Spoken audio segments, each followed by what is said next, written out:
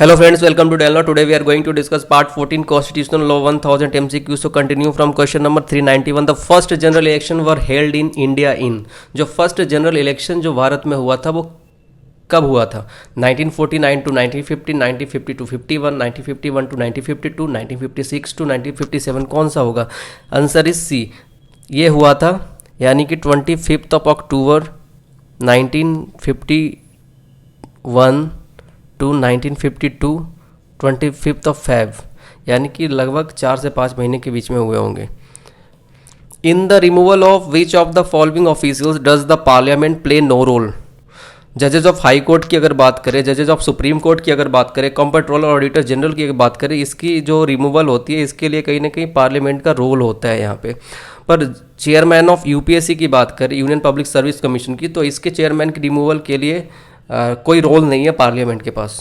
Okay, so come to next one. Who presides over the meeting of Lok Sabha in the absence of speaker? Speaker के absence में कौन preside करता है meeting of Lok Sabha? Vice president, deputy speaker, prime minister, none of these. Answer is deputy speaker. Okay, deputy speaker. इसकी provision दी गई है article 93 में. वैसे तो 93 बात करता है दोनों का, like the speaker and deputy speaker of the house of people के बारे में ही बात करता है. Come to next. Who presides over the meeting of Rajya Sabha? Rajya Sabha की मीटिंग कौन प्रिसाइड करते हैं, यानी किसके अध्यक्षता में होता है? Vice president, president, prime minister, the speaker. बताइए आंसर इसका हो जाएगा vice president. Come to next one. Fundamental duties are mention for whom? Citizens only, citizens excluding convicts, all person citizens and non citizens, all of the above. बताइए कौन सा answer होगा? इसका हो जाएगा ए, सिटीजन्स ओनली. देखिए इसका जो फंडामेंटल ड्यूटीज दिया गया है पार्ट, कौन सा पार्ट में? इसमें दिया हुआ है पार्ट 4A में. ओके, एंड ये कॉन्स्टिट्यूशन का पार्ट में दिया हुआ. Come to next one. Respect for national flag and national anthem. National flag और नेशनल एंथम का रिस्पेक्ट क्या एक फंडामेंटल राइट है हर सिटीजन का, या फिर फंडामेंटल ड्यूटी है, या फिर directive principle of state policy है, या फिर सारे हैं? बताइए. ये है fundamental duty of every citizen. Come to next one. Which is a fundamental duty of every citizen of India? To be truthful to one's duty, to be renounce practices derogatory to the dignity of children, to renounce practices derogatory to the dignity of human beings, to renounce practices derogatory to the dignity of women. कौन सा इसमें सही है? तो ये हो जाएगा 397 का D. To renounce practices derogatory to the dignity of women. Come to next one. Protection of environment is a constitutional duty, directive principle, fundamental duty, both B and C. क्या है protection of environment? Directive principle भी है, fundamental duty भी है. क्या हो जाएगा 398 का? ये हो जाएगा D, both B and C. Okay, come to next one. The executive power of the union is vested in the president of India, prime minister, supreme court, all of the above. executive power की अगर बात करें, executive power of the union किसके पास होता है? ये president of India के पास होता है. ओके, आर्टिकल पढ़ लीजिएगा 53. Come to next one. In India the supreme court commander of armed force is president of India, prime minister of India, chief of army staff, none of these. क्या होगा? ये हो जाएगा president of India. President of India is the supreme court chief commander of arm force. So come to next 401. The power of president are beyond the constitution, in accordance with the constitution, in accordance with the parliament, only, all of the above. क्या हो जाएगा? ये हो जाएगा B, in accordance with the constitution. Come to next one. The oath is administered to the president of India by the chief justice of India, by the prime minister of India, the chief justice of high court, the speaker of the parliament. Oath is administered to the president of India. बताइए answer क्या होगा इसका हो जाएगा by the chief justice of India. Come to next one. The term of president expires 5 years, 4 years, 6 years, till the life time. राष्ट्रपति का जो tenure होता है वो 5 years का होता है, पता ही है. हाँ. Come to next one. The president shall exercise executive powers himself directly और through officers subordinate to him if he so desire, either directly or through officers subordinate to him in accordance with the provisions of the constitution. इसका answer हो जाएगा C, 404 का C हो जाएगा. President shall exercise executive powers either directly और through officer subordinate to him, चाहे तो वो डायरेक्टली कर सकते हैं या फिर उनके जो ऑफिसर सबऑर्डिनेट उनके अंडर में जो काम कर रहे हैं according with the provisions of the constitution वो काम करेंगे।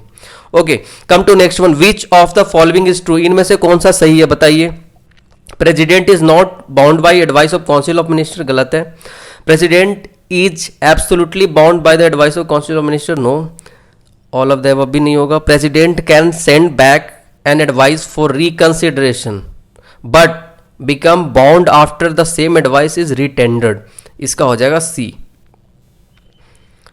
After which amendment is in article 74 the word may is omitted and shall is placed so that the president shall exercise his function in accordance with the advice of the council of minister, कौन सा था? 42nd amendment year 1976, याद रखिएगा। come to next one, the president of India can be removed by the way of impeachment which can be made only by the Supreme Court, by the Rajya Sabha, by the member of Lok Sabha and Rajya Sabha, none of these, answer is by the member of Lok Sabha and Rajya Sabha। अगर impeachment की बात हो, अगर राष्ट्रपति की impeachment की अगर बात करें, प्रेसिडेंट की इम्पीचमेंट की, तो कहीं ना कहीं ये सुप्रीम कोर्ट, राज्यसभा, यहाँ पे हो जाएगा member of Lok Sabha and Rajya Sabha, by the member of Lok Sabha and Rajya Sabha.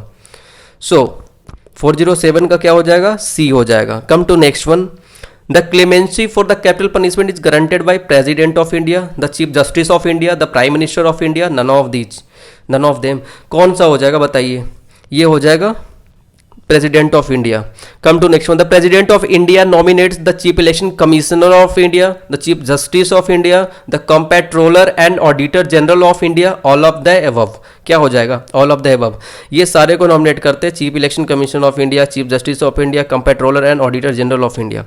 Come to next, okay, the president can remove an individual minister if he feels so, if he is corrupt, if prime minister so advise। देखिए, अब किसी भी individual minister को अगर remove करना हो president को, तो प्रेसिडेंट क्या देखेंगे? वो पहले यानी कि रिमूव करेंगे इंडिविजुअल को, किसी इंडिविजुअल मिनिस्टर को, if prime minister so advice, अगर प्रधानमंत्री अगर इस पे एडवाइस देते हैं कि इसको रिमूव कर देना चाहिए तो उसको रिमूव करेंगे।